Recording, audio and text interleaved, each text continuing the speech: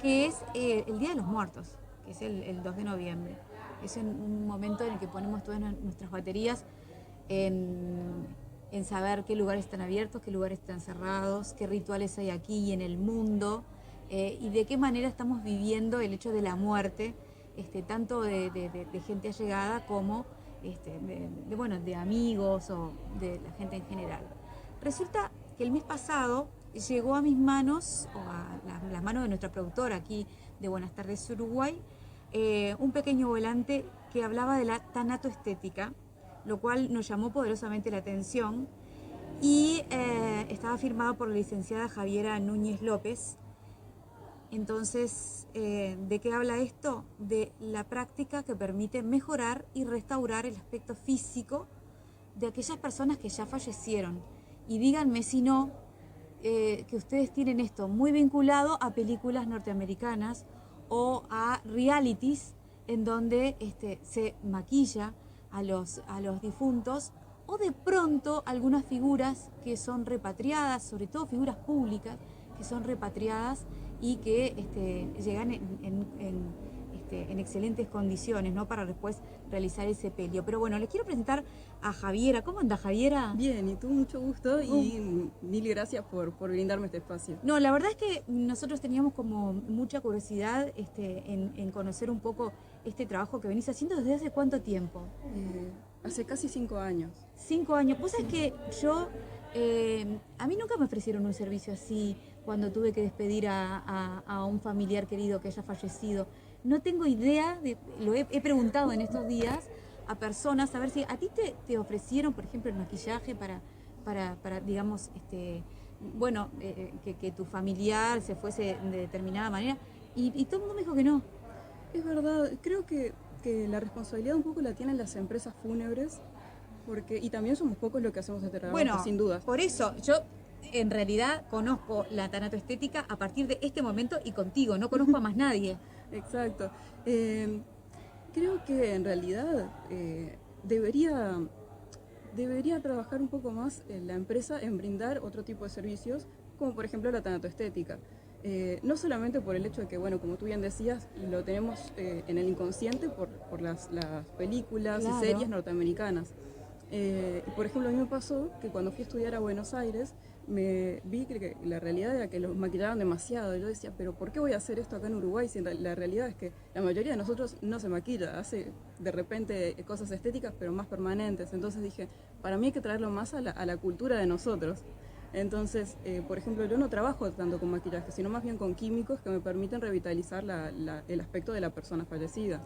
Hablemos un poco primero de tu historia, hasta volver a este punto.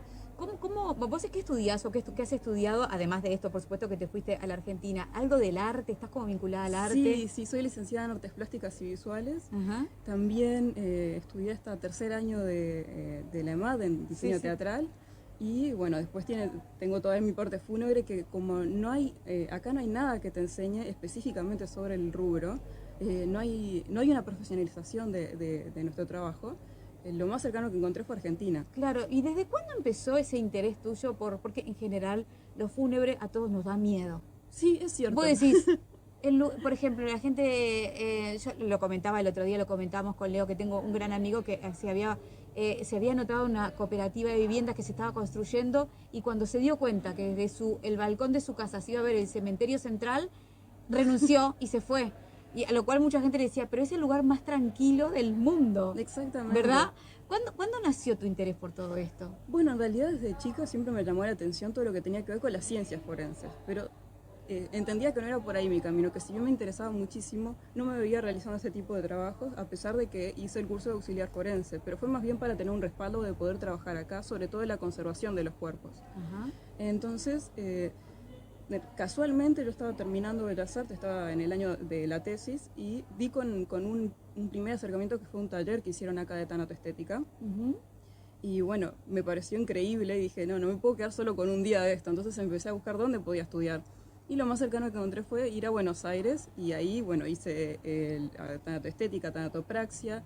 ¿Qué es la reconstrucción facial. tanatopraxia? La tanatopraxia tiene que ver con la conservación del cuerpo. Ok. Y la tanatoestética con la parte, digamos, Más estética, digamos. exacto, de la reconstrucción, del maquillaje, más bien, digamos, no tanto con lo visceral de la conservación del cuerpo, sino más bien del rostro, sobre todo, porque Sí, es sí. lo que básicamente se ve.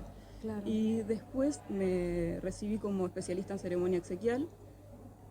¿Eso se estudia acá o allá No, también? todo en ¿Todo Buenos allá? Aires. Mirá. Fue lo más cercano que encontré. Sí, sí. Qué suerte, además. Sí, sí, No, que por no suerte. tuviste que hacer grandes viajes como para poder... Sí, sin duda, sin duda. Dentro de todo me quedaba cerca y pude realizar distintos estudios, siempre enfocándome en profesionalizarme en el rubro. Exacto. ¿Cómo fue el primer contacto con un cuerpo? Porque, viste, de pronto a vos te llamaba la atención o tenías como toda las ganas de aprender, pero una cosa es lo que uno piensa y dice y otra cosa es la realidad. Claro. ¿Cuándo Bien. fue? ¿Te acordás? Sí, en realidad cuando comencé en mi vida personal, el primer acercamiento fue con el fallecimiento de mi abuelo. Claro, claro. Pero cuando empecé propiamente a formarme en el rubro, fue en el curso. Claro. Entonces, en esa instancia, la verdad que me resultó súper natural, en el sentido de que no veía al cuerpo como cuerpo, sino como un volumen a trabajar, digamos, como si fuera una Correcto. especie de escultura. Claro. Entonces, creo que también la parte de Bellas Artes un poco me acomodó para poder trabajar en esto. Claro, claro. Vos sabés que hay varios realities que tienen que ver, yo estaba mirando el otro día uno, en Netflix justamente, que es una familia, que en general son como negocios, o empiezan como negocios familiares, y la manera es en que ellos de alguna manera ven el ritual de la muerte y Sí. el ritual. Siempre está el cajón abierto, que acá es como decisión de la familia, pero en otro Sí. lado no, la foto grande, y justamente el dueño de la funeraria, que se había muerto la tía, fíjate vos, en ese capítulo él la maquillaba y hablaba con ella, era como qué bien quedaste, qué linda es la manera que quiero despedirte. Había como un Sí. vínculo y él decía que cada vez que tenía que, digamos, acomodar a cada uno de las personas fallecidas, que él sentía que los tenía que tratar con mucho respeto. Es que sí, sin dudas. Yo, por ejemplo, de hecho, lo hago, no es que lo hable, pero sí lo siento y es como, bueno, pido permiso, de hecho, para poder trabajar en el cuerpo. Es un poco como, bueno, he maquillado, digamos, vivos para eventos sociales y demás, y es como una instancia de respeto también. Y como tú bien decías, es un ritual. Entonces, creo que falta, por ejemplo, muchas personas no desean realizar velatorio porque se transforma en un evento social y no en un ritual. Claro. El velatorio en realidad es un ritual de paso porque ubica a una persona dentro de la sociedad en otro grupo, en este caso a los muertos diferenciándose de los vivos. Entonces es una instancia importante para poder, incluso antropológicamente o sociológicamente, para poder diferenciar a los vivos de los muertos y para enfrentarse a tu propia muerte. Sí, porque claro. También choca un poco, no tanto de la pérdida también, por supuesto que es un hecho que va a doler mucho, pero también porque te enfrenta a tu propia muerte. Es decir, uno ya es consciente de que no es eterno. Entonces también por eso es tan chocante todo el Claro. tema de la muerte.